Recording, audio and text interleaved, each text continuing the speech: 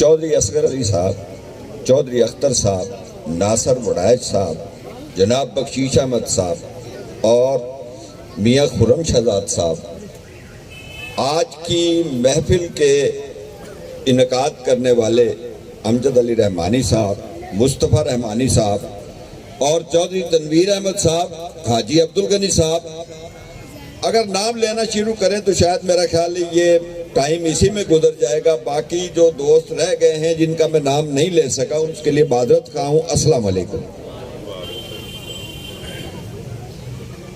मेरी गुजारिश ये है कि मेरे सारे दोस्त जो बात करके गए हैं उन्होंने तमाम बातें जो करनी चाहिए थी वो कर ली हैं और आज की ये जो पुरवकार तकरीब मुनक़द हुई है ये दो हवाले से है, एक 21 अक्टूबर के हवाले से और एक 15 अक्टूबर के हवाले से। 21 अक्टूबर को मियाँ नवाज शरीफ साहब जो 4 साल जिला वतनी काट के आ रहे हैं वो तशरीफ़ ला रहे हैं, जिन्होंने हर तरीके से इस मुल्क को तरक्की दी, मोटरवेज बनाई, दूसरी सड़कें बनाई, एटमी ताकत बनाया और मुल्क से दहशत गर्दी व दीगर चीज़ों का खात्मा किया। सी पैक जैसे मंसूबे वो लाए। फिर उससे बाद में ये 15 तारीख को प्रोग्राम था मियाँ शहबाज शरीफ साहब के आने का, लेकिन वो किसी वजह से कायदीन को कोई दूसरी मसरूफियात हो जाती हैं, लेकिन अब उन्हीं के फर्जंद अर्जमंद साबिक वजीर आला मियाँ मोहम्मद शहबाज शरीफ तशरीफ ला रहे हैं। तो हमारा ये हक बनता है कि आपके बिल्कुल साथ अकब में जिसका फासला 2 मिनट का भी नहीं है ये जलसागाह मुंतखब की गई है।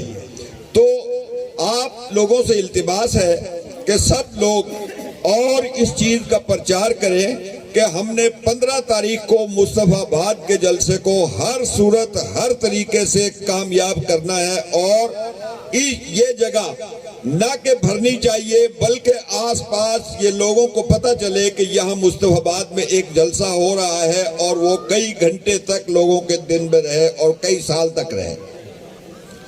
यहाँ मेरे दोस्त एक बात कर रहे थे कि आप सारी बातें कर रहे हैं और अस्पताल की बात नहीं कर रहे हैं।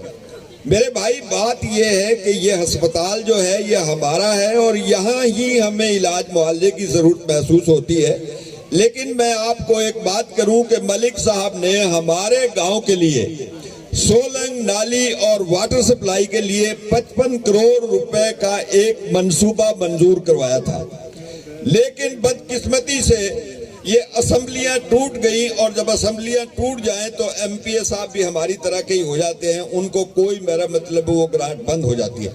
अगर वो असम्बलियां चलती तो मुस्तफाबाद में 55 करोड़ रुपए के काम शुरू हो चुके होते।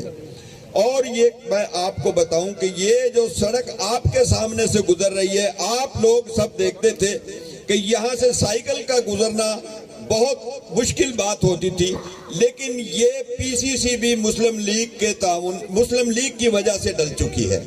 दूसरी मैं गुजारिश करूं कि एक जो देरीना मुतालबा लोगों का था कि मेरे ख्याल 20-25 देहात के लिए जो सड़क जाती है गिरजे से लेके आगे तक वो भी मलिक साहब ने, इसके बावजूद कि वो इस वक्त बेअख्तियार है और उन्होंने ये काम करवाया है।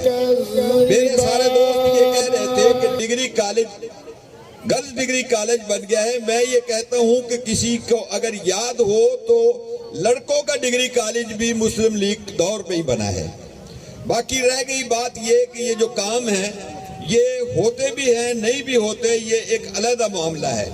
मैं ये बात बताता चलूं कि ये पीपी 176 हो, NA 137 हो, ये जो भी है ये जिला कसूर मुस्लिम लीग नून का गढ़ है और मलिक साहब मुस्लिम लीग का गढ़ अपनी जगह है।